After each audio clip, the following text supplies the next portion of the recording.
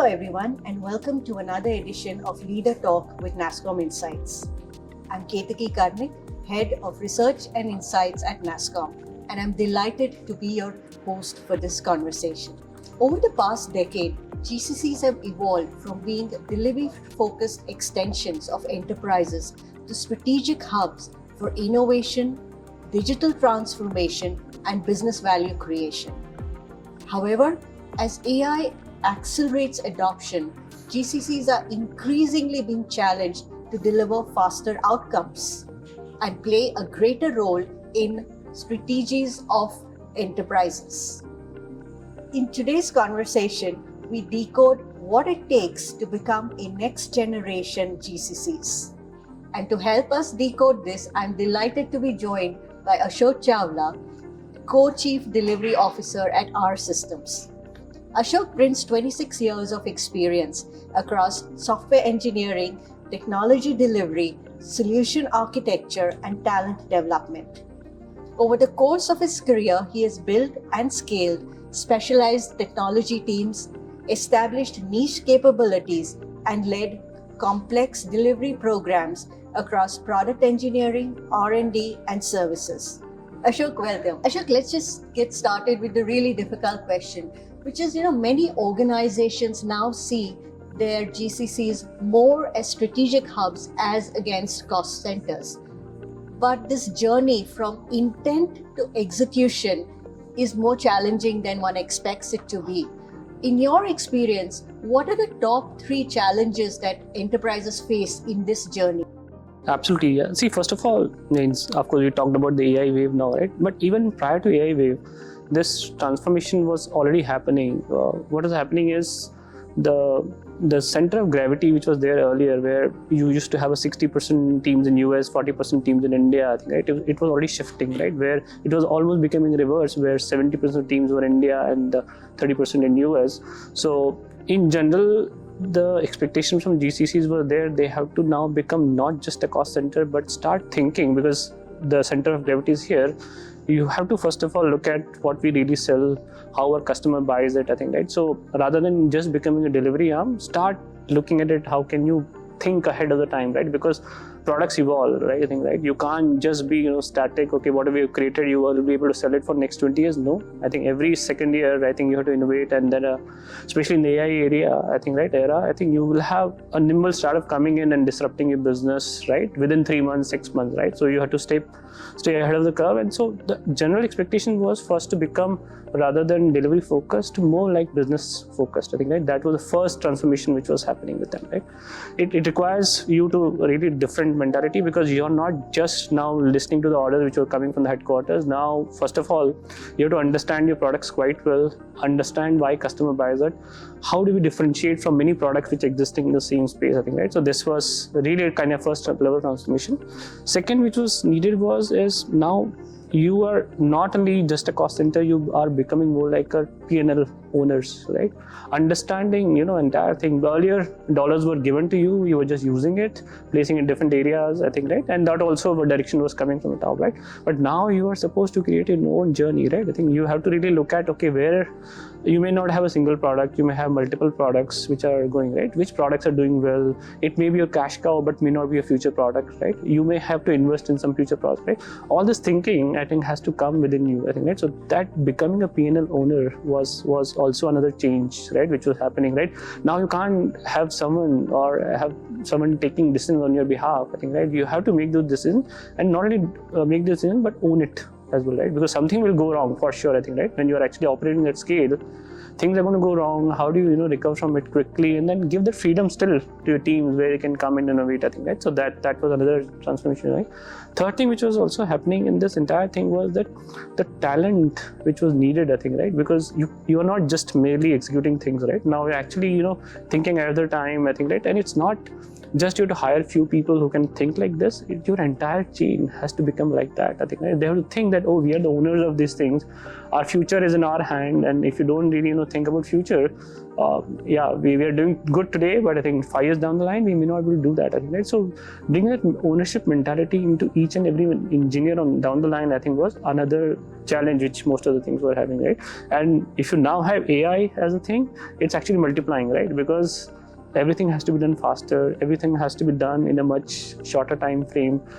Also, a lot of products which are there, you have to reimagine the product, because same thing which was done, let's say, as a workflow, I think the expectation has changed. How many things can be done by AI automatically? How many things can be done by agents? Every product has to go through this transformation journey very, very quickly, I think, right? So that's where we are, I think, right, today, I would say.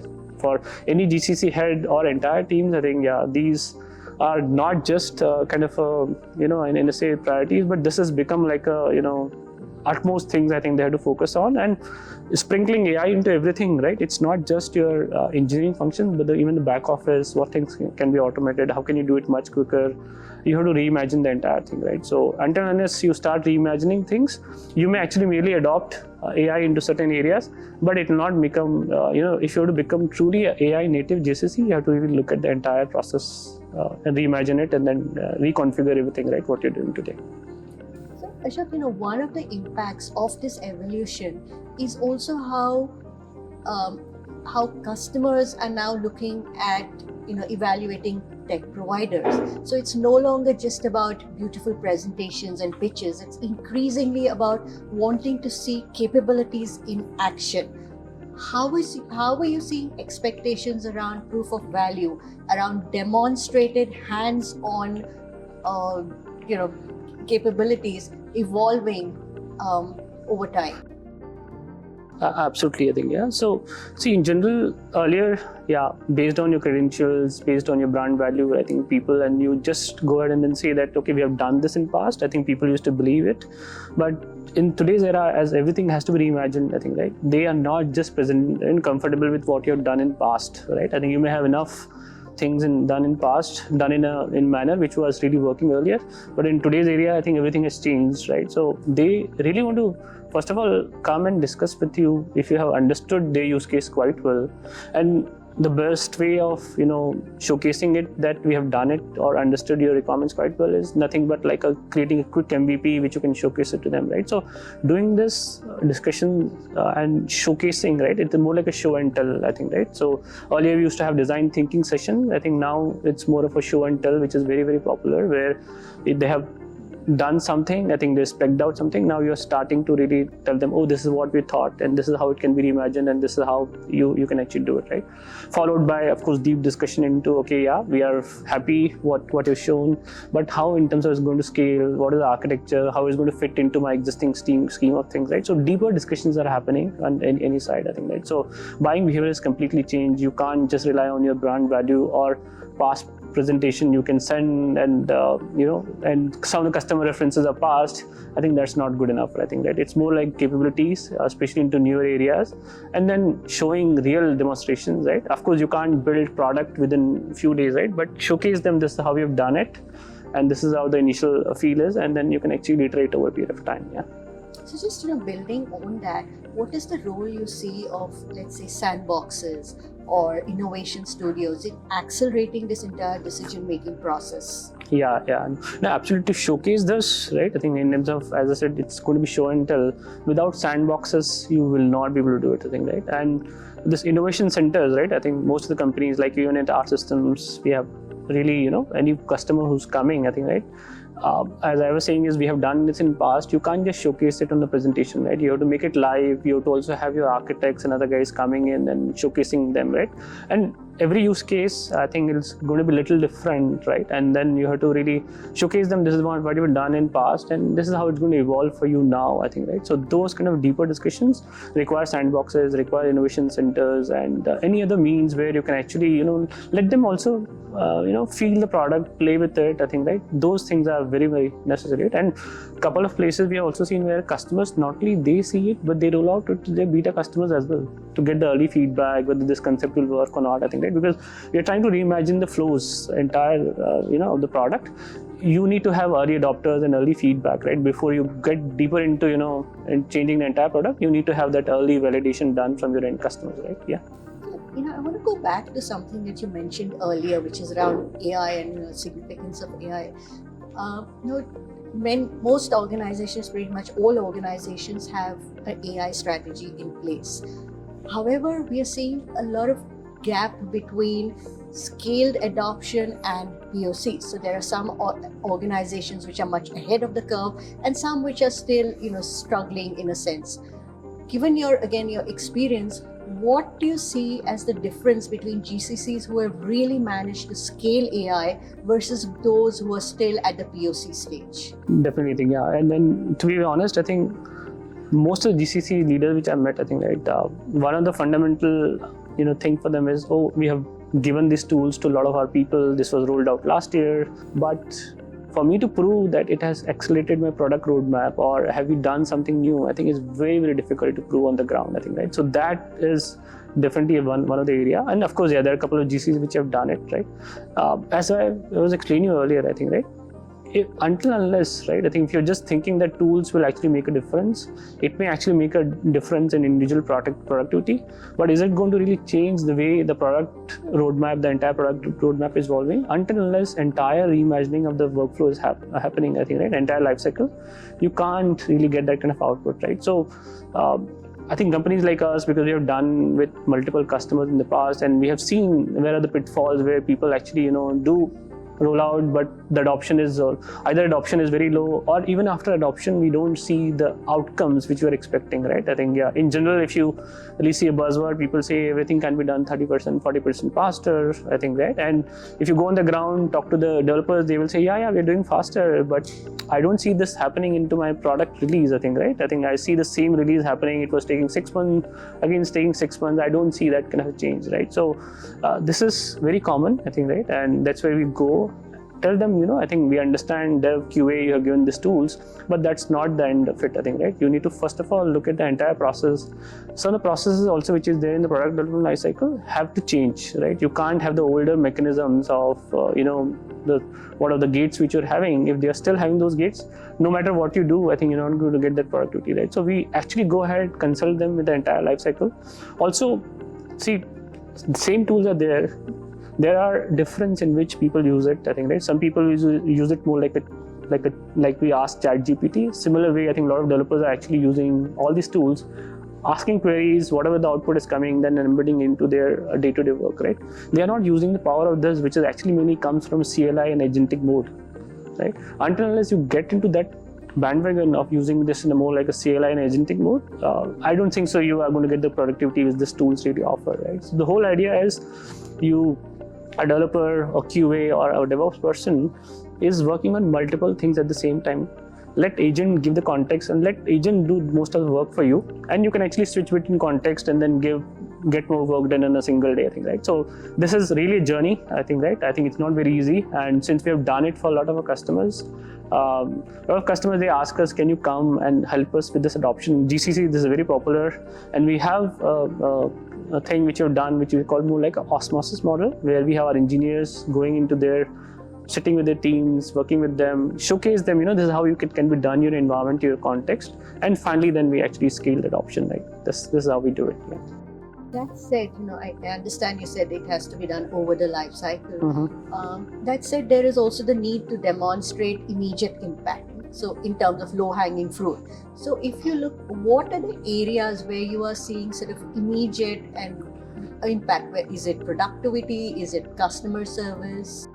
Yeah, I think there are a couple of areas where things are really, moving very, very fast, and we have seen, right? One is this overall customer support area, right? Where issues used to come and a lot of things which were happening in the customer side, the kind of amount it used to take really to understand what has happened and then getting back to customer. A lot of things can be done in more like an agentic manner, and you can actually triage these issues and then get back to customer much faster way, I think, right? So this is one area which is really evolving very fast, and of course it's also done in a manner where a lot of things can be done where you have self-help available. The customers, rather than reporting an issue, they can actually go there, chat with your intelligent assistants, and they get most of the response automatically, right? They don't have to go and come and log a ticket, I think, right? Many times, I think 80% of the issues what we normally see is customers have configured it wrongly, or they have understood the product in not right manner, right? All these kind of tickets can be done, automatically via these agents, right? Another area which is also very, very effective is the QA regression automation, where tools are really doing great job if you give the right context, I think, right? So these are some of the areas where there are quick wins can happen. Reimagining the entire product development lifecycle, it's little longer, but it's very much necessary if you want to really see those gains of 30 to 40% of faster releases, customer getting those features rather than 6 months, they are getting in 3 months. I think this will only happen when you reimagine the entire lifecycle. Yeah. I want to touch upon something you mentioned earlier, which is agents. So in this time of agentification, how should GCCs look at their role vis-a-vis the parent enterprise? Yeah. See, of course, parent enterprises also, as I said, it's already the lopsided equation where you have 30% people in the headquarters, 70% over here. A lot of people who can actually make it happen is in India, I think, right? Because you may have thinkers who are still sitting over there, but actually on the ground, if you want to pan out, I think, right, you need these people to really adopt it very, very fast, right? So in this scenario, I think, right, anyone, let's say from headquarters is telling you that, okay, I have seen this happening for some other thing, right? Now, how can we do it for ourselves, I think, right? You need to first get into the discussion. Okay, we understand, and we have done also, so you must have done a number of POC at your end, and you have really gone ahead and demonstrated. But give them a roadmap, I think, right? Rather than just saying, oh yeah, we'll look at it and then do it. Right? Give them a roadmap. Give them a kind of a thing that we understood, and there are a couple of you said low-hanging fruits. You demonstrate them. Not just tell them that we'll do it, but demonstrate what you've already done, I think, right? And then engage them in a holistic manner. How can we change the entire way of developing things, right? And it's not just what we are doing today, right? We have to reimagining the product as well, I think, right? How you're going to change the product, I think, right? Those kind of conversations, I think, is a great opportunity for a GCC leader to have with headquarters, I think, right? So that's the way I think I would suggest. I think you should take the driving seat in these discussions rather than, just following what is coming. And finally, Ashok, just zooming out, in this era of AI, of democratization of technology, how should India think about its enduring advantage, particularly with respect to GCC? Definitely, I think, yeah. Especially you mentioned about India, so I'm talking at that level, I think, right? Of course, a lot of people say that India doesn't have an AI play, right? Because we don't have our frontier models, and of course, see, that's one way to really look at things, right? And that was necessary, I think, right? And see, frontier models require a lot of investment, right? And a country like India, can we afford that kind of investment, right? And this is all really, a game where a lot of venture money is involved, and the kind of ecosystem which exists in US, India is evolving, but I think we're not there, right? So that wave of frontier models, of course, we couldn't really participate, I think, right? But there's this frontier models or even tools which have been developed, right? They will not come and do things on their own, right? Every enterprise, when they are adopting it, I think it has to be contextualized to their environment, right? And India, because we have been working with so many years with all these firms in terms of, understanding their projects, understanding their domains, and going in what are the products even which were built earlier, right? Be it a SaaS product or any other product, right?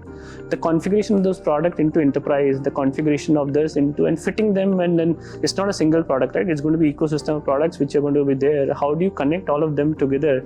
So ultimately, what is the business of customer, which is most important, right? Technology is enabler, right? I think this is not the business of enterprise, right? I think they have a business for which the customers come to them, right? And understanding that and making sure that technology is helping in this entire business process to become more efficient, and then giving that kind of experience which customer needs, we understand it quite well. Ashok, we would have loved to continue this discussion, but unfortunately we'll have to stop here. Thank you very much for sharing your candid perspectives and experience.